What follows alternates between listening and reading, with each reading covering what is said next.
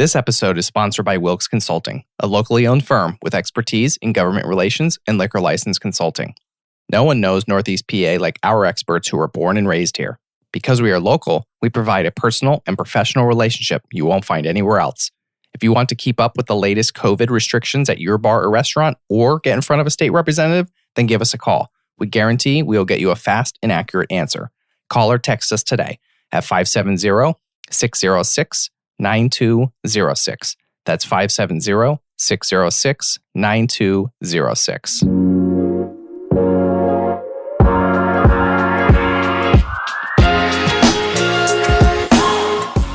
Hi, I'm Bill Corcoran Jr., and I'm your host for the On the Stacks podcast. Today, I'm chatting with Sara Peperno and Amy Feldman of Northeast Site Services. What's up, podcast episode 35. Welcome to the On the Stacks podcast, Amy and Sara. How are you? Good. How are you, Bill? Thank you for having us. Doing well. Yeah. So thanks for joining me today. A mutual friend of ours, Josh Cadle, paid me a real lot of money to have you guys both on. So, I'll have to send a thank you. We can imagine. Yeah, totally kidding, of course. No, but it was kind of good timing. You guys have the No-Show Awards coming up tomorrow on the 29th. So, want to have you guys on to talk a little bit about that, and obviously talk a little bit about you guys at Northeast Site Services and the other services and the great things you guys do in the community. So, before we get into Northeast Site Services, Amy, why don't we start with you? Tell me a little bit about your background. Well, let's see. As the director of development here, I've been here for goodness 7 years at this point, right? So I have been working in nonprofit for, over 10 now, maybe 15 years. Graduated from Penn State, which we are. Yes, we are Penn State. And, got my degree there in marketing, or actually advertising and communications. So I just kind of started with an internship at our local American Red Cross after I graduated, and really kind of never left there. After that summer, I ended up staying for like 3 years, helping them with some of their events and, sending press releases by fax to the newspapers and stuff way back in the day when that was a thing. And just really got a great feel for helping the community and, promoting an organization that was doing such good work, and realizing that I could take, that advertising degree, that PR degree that I had, and really use it here in the nonprofit sector. And my career just kind of kept snowballing from there. So I ended up actually working for a PR firm, which was CDS Creative, if you know Catherine Schaefer. I used to work with her for a couple of years. And she also has a huge passion for nonprofits, and just kind of kept that fire in me. Even though we were doing, obviously, PR and advertising and promotion and website design for profit organizations. Yeah. But she really kind of, we did a create-a-thon, and there was always that element of giving back and helping organizations that needed it. So after my time with her, I actually was employed by the Red Cross, not just volunteering there. They hired me.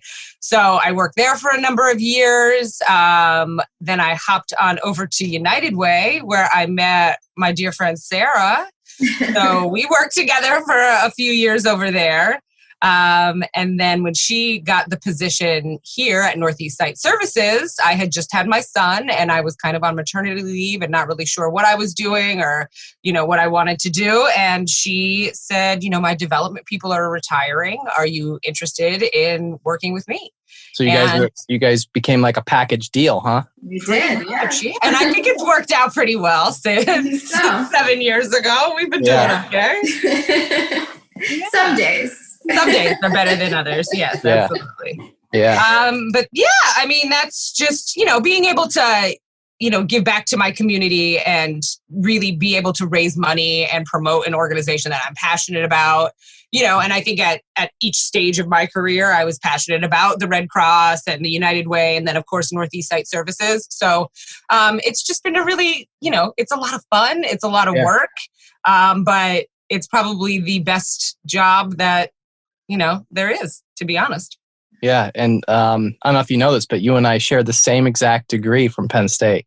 Advertising and PR. Yeah. Yeah. Did a little creeping online, obviously. So I kind of know, like, I sound like I know what I'm talking about, Yeah. And so we both share the same degree, and I think minor too, actually, believe it or not. Sociology. Yeah. Yeah. Crazy. Uh-huh. Yeah, I got into those classes and I loved them for all my electives. And then they're like, you only need like 2 more. And I was same. Yeah. Yeah. Same thing happened with me. Yeah. Mm-hmm. Yeah. So Sara, how about you? Why don't we talk a little bit about your background and kind of how you got to where you are today? Yeah, well, I kind of in the same position as Amy in the sense that I got involved in nonprofit work in my internship in college. I went to Westchester University near Philadelphia and started to work at a nonprofit interning there, and then came back to the local area and got a job at United Way, spent many years there actually, and really just enjoyed not only, building my career and building, the work that I did, in our, local area, but also really helping people. So I loved that aspect. And I think that what kind of led me to Northeast Site Services was doing more direct service, is kind of looking for, just something that would get me into a position where I'd actually be, see that day-to-day work where we be, helping people and, knowing their names and understanding, the services that were provided. So, because I spent a lot of time fundraising, I spent a lot of time doing, fund distribution to really great agencies, helping them, kind of develop, their programs and things like that. And I'm like, I could, maybe could do that at a nonprofit that we feel really passionate about. So that's kind of what led me to Northeast Site Services, and Amy followed me quickly there. A couple other people too. And we've built a great team at Northeast Site Services. And, I've had a great, run there since I think 2013. Yeah. And then when I look back, I've been in nonprofit work for almost 20, which kind of hurts. Don't admit that. You sound old. Yes, I know. It does sound old, right? Don't admit that. Well, you're what they call experienced. Yes. Experience. I like that. Yes. Yeah. So, what about some of the work that you do as CEO? Like, what's kind of like your day to day? I know I'm sure things look a little different nowadays, with all COVID restrictions and regulations. But sure. Like, what does your role look like as the CEO? Well, I think when I came on over the years, it's changed over time. I think when I first started out, it was more about like really understanding and really gathering information and kind of figuring out what do we do right, what can we expand upon and things like that. So I think that over time, that my role has changed, because sometimes it's more about, change and developing, and sometimes it's about the day-to-day kind of things. But I think, one of the big things that we're most proud of is, our centennial year. Just a couple years ago, the agency turned 100. So that was like we were looking forward to that year, and thank God it was in 2018 and not 2020. But we said, we really want to do something big this year. And so we ended up changing the agency's name and changing a lot of the marketing approach and changing some of the programs. So I think like we kind of took those like few years to learn and build and things like that. And then, 2018 was about like, who we are now and what we're doing. And then 2020 was supposed to be a big year because it was like 2020, vision. Yeah. Yeah, we had vision. Yeah. Yeah. So we had some plans. Joke there, but I get it. Yeah. And then the coronavirus happened. So then all of a sudden it became different. So I think again, it's really about building like a great team, and we have like a small but mighty, I think the chamber kind of coined that, kind of like 7 people, like not even, like it's like 6.5. And, we do a lot of work in the community and kind of, are, constantly looking at like, okay, so we did this pre-corona, what could we be doing this, post-corona? And so I think we've been doing some good stuff. Yeah. So do you want to maybe talk a little bit about some of the services that you guys provide and to who? Sure. So our services are to people who, on one side, are to people who are blind and visually impaired. So a lot of people don't understand what that means. And I think they heard the Association for the Blind, which was what our name was pre-2018. But I think people hear that and they think someone who is completely blind. And so we wanted to kind of change that conception and kind of redirect people to understand that, our agency is really about people who have a loss of vision. And so most of our programs are really about kind of adjusting people who are new to vision loss to kind of develop the skills that they need and kind of get the aids that they need to live independently on their own. So like when you lose your vision, you could do everything that we're used to doing, but you might have to learn a different way to do that. So that's a big piece of what we do. It can be very isolating to have vision loss over time. I think we're all learning that as we go through, the pandemic, to be isolated in our home. So we've known that for a long time. And so a lot of our programming is about bringing people together and kind of having those programs where not only could they be educated, but also be, grow a network of people that they, can rely on. And then we have a great children's program, the Insight Kids Club of MEPA, where those kids come together on a regular basis and are able to grow networks and have fun together. We do a great camp in the summer. And then we do some great prevention work too. So one of the big programs that we do at this point is we go into kindergarten or pre-kindergarten registrations. We do daycares and things like that, and we do vision screenings. So we're really able to kind of address those kids that might have vision deficits and able to kind of identify those at a young age. So that's kind of like everything that we do and Yeah. Amy, what about you? So, director of development, give me a little bit your day-to-day and what you do. Well, the good thing about my day-to-day is that no day is ever really the same.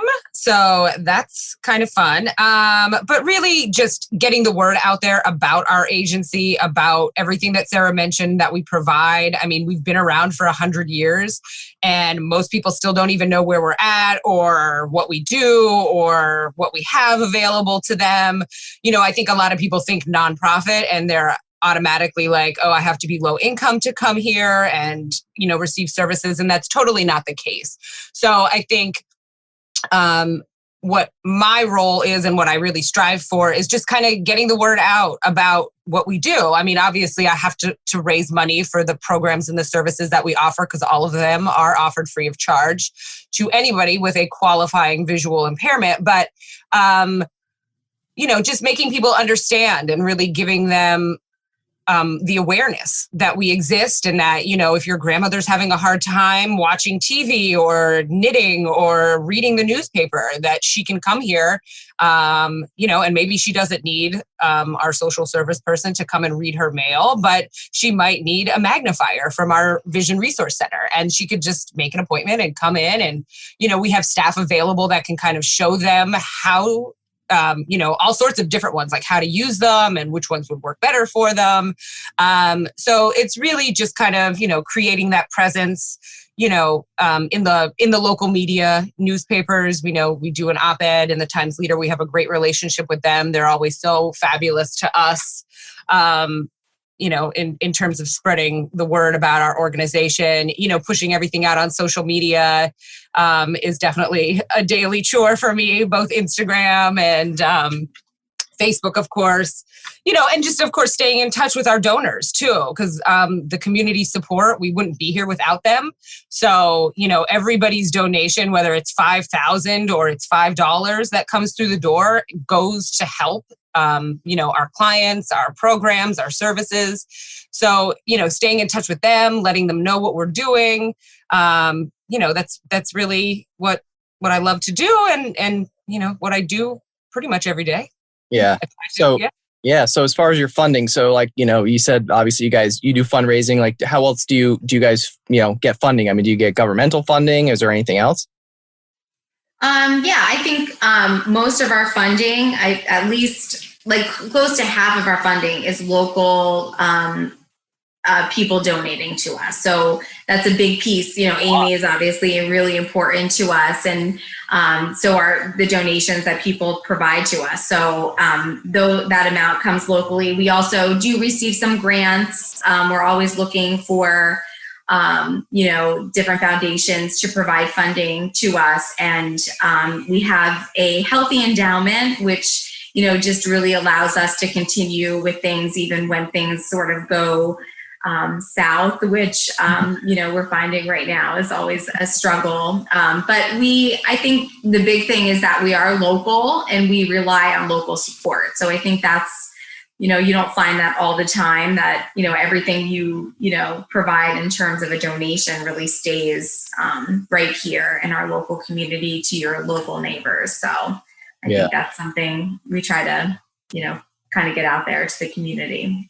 Yeah. And Amy, you were just saying, part of your responsibility, you're pushing stuff out there on social media, on Facebook. And I gotta say, I gotta compliment you guys on the video. I think was it co-creative maybe that created these awesome promo videos. And speaking of fundraising, you guys have this no-show awards dinner coming up tomorrow on the 29th. So let's talk a little bit about that. But first, who's responsible for the title, the no-show awards dinner? I just think it's genius. I think it was a collaboration. Yeah. I think most of our fabulous ideas come from a lot of brainstorming in Sarah's office and sitting there and throwing ideas off of each other and what will work and what won't. And we had a different concept completely that we were going to try. And then we kind of came up with this. And normally our in-person event is the annual awards dinner where we honor community leaders. We honor an individual who's blind and visually impaired. And we couldn't do that this year. So we kind of just thought about it, and I'm not really sure who can take credit for the no-show name itself, but we came up with this concept and we wanted to be a little bit different than everybody else's. I know a lot of other organizations have had great success with their virtual events, but we wanted to kind of differentiate ourselves just a little bit. And we decided to have a little fun with it and kind of, not make fun of the situation, but just take it a little bit lighter. So, everybody's absence is requested tomorrow night. We don't want them to go anywhere. We want them to stay home and enjoy themselves and celebrate and support from home. Mm-hmm. Yeah. So tell me a little bit about some of those videos. So if anyone's listening right now, they can go on the Northeast Sight Service Facebook page, and you guys have it was a series of videos, right? There's probably more there's probably a whole bunch at this point. I lost count. There are more coming. Yeah. Sure. Yeah, there will be one more larger event video that we'll push out tomorrow. But all of the promo ones thus far have been great. Cole has, I can't thank them enough for putting up with Sara and I, because we tend to be a little bit, I don't know what the word is, but we come up with these strange concepts and they're like, great, let's do it. Sure. Yeah, sure. Let's make it happen. Yes. So their editing process is phenomenal. So they have really done a great job making these promo videos work well for us. They're short, they're funny, they're simple, but hopefully, obviously people are enjoying them. Yeah. So that was the main goal of ours. I think. Definitely caught my attention. Mm-hmm. Yeah. So tell me, Amy, a little bit about the no-show awards. How can people register? What's the cost? What do they get? And what can they expect? Well, basically, they can still register if they're interested. We are selling tickets for it. So a $50 ticket will get them one large Sabatini's pizza and one 6-pack of Susquehanna Brewing Company beer. A $100 ticket will get them 2 large Sabatini's pizzas and 1 case of Susquehanna Brewing Company beer. So we'll mail out a actual ticket to the event that has a little bit of information on it, as well as gift cards to both of those locations so that people can utilize them whenever and wherever they choose to. So they're still, getting some great pizza, some great beer, and two of our favorite local organizations, and still supporting our agency. We still desperately need it. We have been providing services this entire time throughout, everything that's been going on with COVID-19. So, yeah. How about, is there, I know you guys do this silent auction every year, right? Yes, and that actually launches, yes. So we do, obviously, with our in-person event, we have a large silent auction and a live auction component as well when we do have the event in person. But this year it is online. So all of that information is on our website. It'll be on our Facebook page tomorrow. It probably, you can scroll back and even look at a couple of posts that will have the links to the auction. Some really great items. It opens tomorrow on the 29th at 10 a.m., runs through the weekend. So it'll close on Sunday, November 1st at 10 p.m. But gift baskets and restaurant gift cards and lotto ticket trees and, liquor baskets and purses and holiday decor. So there's a whole gamut of different items that I think, pique everybody's interest a little bit. So I highly recommend everybody checking it out. You can register to bid and, see what we have, and hopefully you'll want to buy something and support our organization. Yeah, really cool. Sara, so going in past events, I heard there was an event where there might have been a dunk tank involved, and what's the story with that? Someone told me to ask you that question. I don't know who that could have been. Josh Cadwell did go in a dunk tank, as did I. But yes, we have Allstate has been, and Josh has been, a wonderful supporter of our agency. And so we have a client picnic every year, an outdoor event, which unfortunately we couldn't do this year together because of COVID. But just last year, we got all of our clients together and we were doing all kinds of fun, different events that made things accessible to them. And one of those things was a dunk tank. And so we were, our clients had some fun with that, not only with me and Josh, but some of our staff would found ourselves in the water. Huh? Yes. I heard it was on the first toss too. Oh yeah, of course. No doubt. Yeah. So now you can punch Josh for telling me to ask you that. Yes, I know. I was like, I'll never do that again. That's what I said. Yeah, that's funny. So how about any success stories? I mean, I'm sure you guys, have seen a lot of clients, over the years. Can you share, maybe one or two stories of, somebody that came and somebody that, you guys were really able to help out? One of our favorite programs is our children's vision screening programs. So thousands of children are screened every year that are younger than 5 years old, who would never go to the eye doctor, who would never be in a situation to have their vision screened. And so we know that program is so important because so many kids do need glasses and have no idea because they just don't realize it. They don't know how to communicate it. I mean, my daughter, she's 12 now, but she, was screened by our agency and found to need glasses and just things that really great parents, don't even realize that they need those services. But one of our favorite stories is we were in Dallas actually screening one of the centers there at preschool. And they found that one of the kids there didn't have any vision in one of his eyes at all. And again, a great, great family. I actually grew up with his aunt. I mean, just from the area and stuff. Just didn't realize it because the other eye was compensating for it. So they actually sent him to a specialist, and they found that he had no vision in his eye because a tumor had developed on his optic nerve.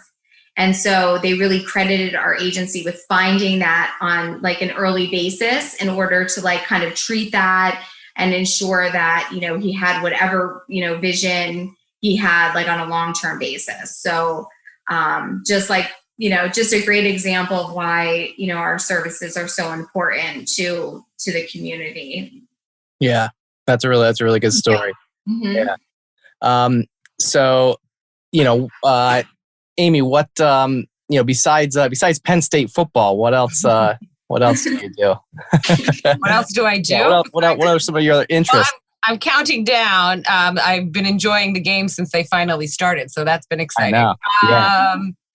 Let's see, my other interests, probably fitness. I run a lot, which I love. Runners? Yeah. Mm-hmm. We're both runners. Yeah. Yes, we actually have a little group of girlfriends called the NEPA Fit Chicks. So I'll give them a quick shout out. Cool. That we have been working out with and, maintaining our nutrition and doing all of that good stuff. So I think that's a big passion of mine. Let's see what else. Reading, hanging out with my kiddo, doing all sorts of stuff. So making him and my husband go to all sorts of different activities because I hate basically sitting home. I can only do it for so long. So I'm always getting my calendar booked and all of my friends are like, what do you got going on this weekend? What can we do? What's happening? And, I kind of be the social event person for all of my girlfriends with kids to let them know what's happening. But I guess that is pretty much it, just staying busy and having fun. Sarah, what about you? Kind of the same thing. I mean, Amy kind of got me into running, and the group. So I do a lot of that and reading and spending time with my family. I mean, this year has definitely thrown a kink in all the things that we would normally be enjoying. But, I think it's kind of bringing us back to, kind of where, our foundation is and stuff. So my family's been spending a lot of time together. So that's a good thing, I think, overall. Yeah. What is your favorite thing about NEPA? Well, I was born and raised here. I grew up in the back mountain, went to Lehman. My parents are still here. And I think, it's just always been my home. And I love meeting new people and then always finding out what we have in common. It's kind of like one of those things where it's, you meet someone and they're like, oh, I knew that person. Oh, I know that person. Like, I just loved the whole, when I was away, I was just like, I just didn't feel that foundation of home. And I think that that's, what we find here. And it's just, we live in a small town here now. And my daughter, I just see like the importance of having such a small town and people that care about you. And, it's just been, I think it's a home to us and really great people. So, Amy, what about you? I would echo those same sentiments. I mean, I obviously too was born and raised here and, went to Penn State, but came home and, have built my life around here. My family is here too. But I think there's, like I said, like people always complain that there's nothing to do, but I would completely disagree with that. There's always something going on. And if you need something, you can definitely reach out to me and I'll tell you what's going on. But you got that calendar packed. Seriously, I do. It's ridiculous. This weekend, she's like, I'm doing goat yoga on Sunday and I have a birthday party on Saturday. I mean, there's just like always something on her calendar. So, I mean, I think that's the great thing, that there is always something to do. It's such a beautiful area too now with the fall. I mean, I'm definitely a summer girl, but I have to give credit to the fall colors. It's a gorgeous time of year. But I would also say, we're so centrally located too, that it's a great place to raise a family and to work and live. But it's also, you're 2 hours from just about everywhere that you want to go, whether it's New York City or Jersey at the beach or whatever. So I think that's always been one of my big things about living here as well. Cool. And we have a fourth special guest right now. Sarah brought, who's that? Hi, this is Zoe. She's our little Yorkie, our little 4-year-old Yorkie. Oh. She wanted to say hello. Yeah, well, thanks for bringing her on. And she's like, bye. I think I heard something. So the No Show Awards. So I'm sure you guys probably have like a committee of people that also helped put this together. I'm sure you have a great team of people. you guys want to talk a little bit about the committee that helped bring this whole thing together? Mm-hmm. Yeah, our committee has been phenomenal. I think it's made up mainly of board members. There's a couple other community members as well, but definitely shout out to Josh, to Jenny Hetro at the Back Mountain Chamber, Lindsay Griffith at the Wilkes-Barre Chamber, Brandy Bartush at the Pittston Chamber, Gina Sudam at the Wyoming County Chamber. They have been instrumental in helping us promote this event. They've been sending it out on their e-blasts. They've been putting it on their Facebook pages, and their reach is huge. So it's been wonderful. Carrie Miscavige at the Times Leader and Joe Soprano, they have been phenomenal as well. Danielle Hawley's on our committee from Baker Tilly. I'm trying to think of who else has been great helping us. But I mean, really, everybody has been, jumping in and, they got auction items, they secured ads for the program books and for the sponsorships and, helping, get people to purchase tickets online. And, it's been just a wonderful experience. I mean, it always is working with all these people, but this time, they've really gotten together and they've really, helped us out when we really needed it most, because it was, it's a completely different event. It's not even an event. So, yeah, literally. It's a non-event. Yeah. So, it's been a different concept and, it's stressed me out a little bit, but we're making it work and we're very, very excited and we're very happy with everybody. And I cannot say thank you enough. Cool.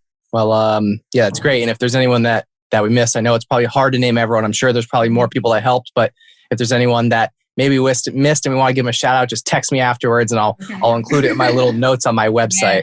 Good. All right. Like trying to think of everybody right now. So are you guys still like taking like active, like more clients on? I mean, or are you guys full? I mean,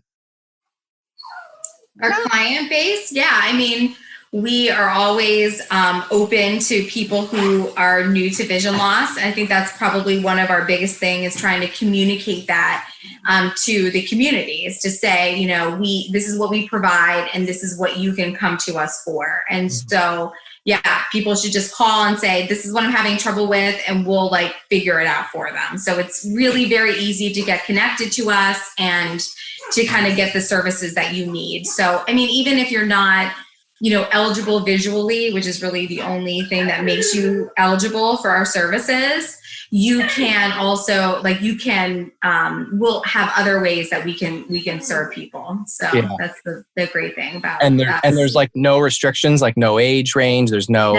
That's so good. we start when someone's born and they have a vision loss all the way until until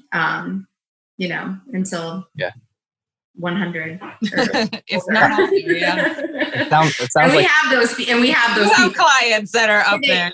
Yeah. They call and they, people are like, oh, I have, someone that's having some issues with vision loss. So, I'm like, well, give me their contact information. And then I'm like, what's their date of birth? And they're like, 1916. And I'm like, okay, like it doesn't even faze me anymore. Like it used to be, like I think they think it's going to, and I'm like, okay, like, it's just like, a natural part. Because most of the people that actually we serve are people who are seniors. So people who are older are usually the ones that, kind of develop vision loss at an older age. So it is mostly, an older population of people. Yeah. And Amy, what's the best way to learn more about Northeast Site Services? Definitely through our website at www.northeastsite.org. Definitely follow us on Facebook, on Instagram. We're always pushing out information about the organization, sharing really cool articles, about vision loss, about accessible technology, about just about anything that pertains to vision loss and how to help people who are dealing with it. Mm-hmm. Yeah. And is there anything else about the organization or about tomorrow's no-show awards that I missed that you guys want to get the word out about? Well, I think one of the big things is people don't often know that we do have like a store at our facility in Exeter. So we don't really call it a store. We call it a vision resource center.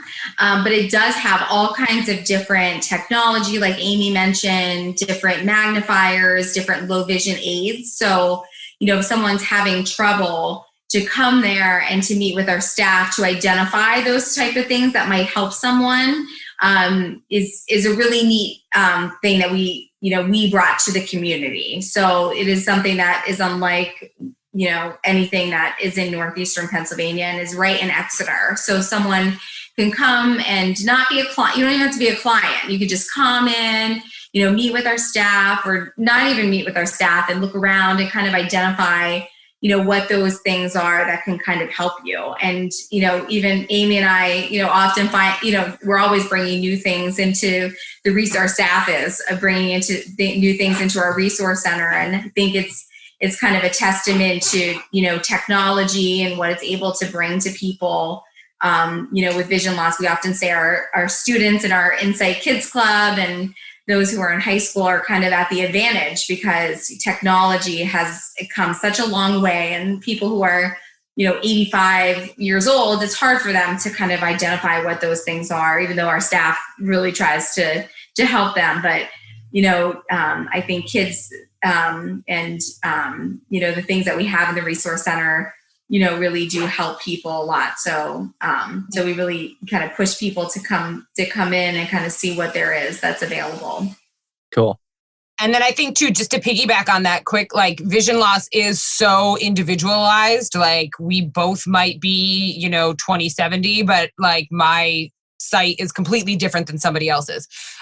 So I think that's the other really great part, is we really recommend people come into the resource center and touch the stuff, try the stuff, whether it's a magnifier or it's, an adaptive aid to help you cook in the kitchen, make sure it works for you.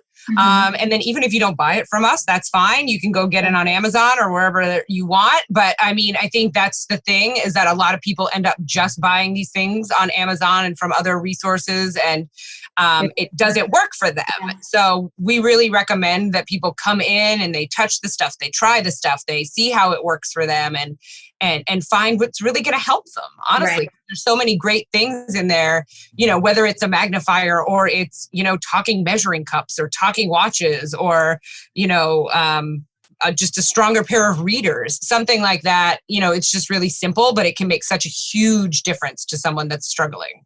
Right? Yeah. And people hear like nonprofits, they're like, oh, I don't need any help. But it's like, no, you could come in, you can still purchase the things, but like, just have someone direct you, so you don't have to go somewhere, where you just have no idea what will work for you. So I think that's the, advantage of our agency and what we're able to provide. Yeah. And Amy, you just mentioned like a couple products, and I don't really, because I don't know a whole lot about it, but it's interesting to me. So I'm sure there's probably, there's things that most of us who have good vision or near perfect vision or perfect vision, there's things that we all, I think, take for granted every day. And, what are there some, you mentioned a couple specific things that people are able to use to help them. Like, what are some of those things? Well, like I said, we have talking just about everything. So it'll talk to you if you want it to. When we first meet with clients, we give them a talking clock. So we have talking clocks, we have talking watches. We have what we call like a liquid level indicator. So if you're pouring coffee into your coffee mug, it's a little device that has little prongs that go into the mug. So it'll beep and let you know when your hot liquid is getting to the top there, so you don't spill it, or so you don't have to stick your finger in it and burn your hand. We have, different kitchen items. Like I said, just like larger print on measuring cups and different cutting boards that have different contrast on each side. So if you're cutting an onion, you want to use the side that's black. But if you're cutting, like a dark green pepper, you want to use the side that's white. Just like all sorts of different gadgets like that. We have something called a colorino, which you can hold up to your clothing and it will tell you what color it is. So, you can still dress and look presentable, even with vision loss. There's all sorts of things that we have, like large calculators and Calendars. Yes, our large print calendar is like the biggest thing. That's another item that we give to clients. We haven't started getting calls about that. Usually we start getting calls in September. End of October, and we haven't gotten a call. But we do print a large print calendar. And send it out to our like 700 clients each year. And it's just larger. So they're able to like keep track of appointments and all sorts of stuff. Yeah. And they love it. They love it. And usually they call in like May and are like, I need my calendar. When are you sending it? And it's the end of October. We haven't heard anything. So I'm shocked. But they'll be out by the end of the year. Yes. And that's, it's just a nice thing too for the clients that they absolutely love. And, again, like you said, Bill, it's just stuff that you don't really think about and that you take for granted. And, we try to have something that just about anybody can benefit from, and that will help them live as independently as possible. And we have an amazing staff. One of them is Kristen Boyle. She's a vision resource. She's a vision rehab therapist. So she could actually go into people's homes and kind of help them to kind of outfit their home to vision loss. So we have so if the microwave is difficult for you to use, she could come in and kind of put bump dots on them to make it a little bit so they could feel it instead of see it, or onto your, to your stove and things like that. It's things like that I think we wouldn't even think about, with vision, but that have been, really a life changer for people. So not only do we have them in our office, but we could teach people how to use them. So I think that's a big piece of what we do at our agency. And you just mentioned Kristen Boyle. I don't know who she is, but I did just see on Facebook. I saw on Facebook somewhere that she won some sort of I don't know, what was it, 10 bright lights. Yeah. The the foundation gave out 10 bright light awards in the region, and she was one of them. So not only was she awarded because of all the great things that she does, she also herself is visually impaired. She's legally blind.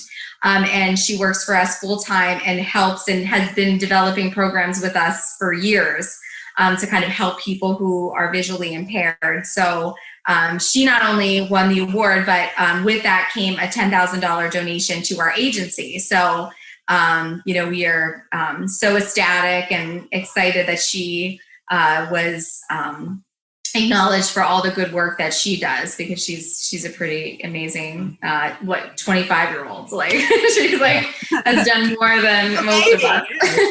Yeah. And has she been blind her whole life? Yeah. So she's legally blind, so she does have some vision. Okay. Yeah. So she's kind of gone through it all. And I think she's been such an advocate for our kids in our program, because she's been invited to IEPs and to different school districts to help students. And she's been just amazing to kind of say, well, I went and studied abroad and I did this and I did that. And I think a lot of parents are like, oh, wow, my kid can do anything. And I think that's amazing, So she's been, such a great addition to our team. Well, congrats to you guys, and congrats to Kristen as well for that award. And Amy, you got an award recently too, right? From the Wilkes-Barre Chamber? Yes. The Young Professional Leadership Award. My former co-chair and I, Remington Sweeney, both kind of helped young professionals council through the chamber kind of get off the ground, and took the lead there for a little while, and they so graciously honored us at the Young Professionals Awards back in September. So it was a nice, wonderful surprise, and very proud of that. Yes. Well, cool. Congrats to you as well. It's awesome. We love awards and surprising our staff with them. Yes, we do. That's how Kristen's went down too. It was I know. That's cool. Good. So before we wrap it up, Amy, do you want to give I know it's last minute, but for the event on tomorrow, the 29th, do you want to give one last push? People can still buy tickets, I'm sure. Yes, people can still buy tickets. They can go to our website, northeastsite.org. They can register to bid on the auction, which, like I said, goes live tomorrow at 10 a.m. So, don't worry about lateness for tickets because you really can enjoy your pizza and beer whenever you want. So we will get all of those out to you in a timely manner. And I definitely recommend checking out the silent auction. Definitely help support our organization. We need it and we do a lot of great stuff, and community support is the way we do it. So Absolutely. Cool. And there's, lots of ways to do it, not only through the tickets and the auction, but we also gave other ways, if you're saving money on your Uber or you don't have to rent your dress, or have that babysitter come out that night, you could kind of donate that amount of money. So we said it's like the invitation that we've all been looking forward to because we don't have to go anywhere. So that's the best part of it. Well, looking forward to staying home tomorrow night. Same here. So are we. Yes. Awesome. Well, Amy, Sara, thank you both for joining me on the Stacks podcast, Northeast Site Services. Thank you both again for joining me. Thank you again for having us. We appreciate it. If you'd like to learn more about the On the Stacks podcast, be sure to search the hashtag #OnTheStacks on Instagram, Facebook, and LinkedIn. If you enjoyed this podcast, please subscribe and leave a review. We'll catch you next time on the Stacks.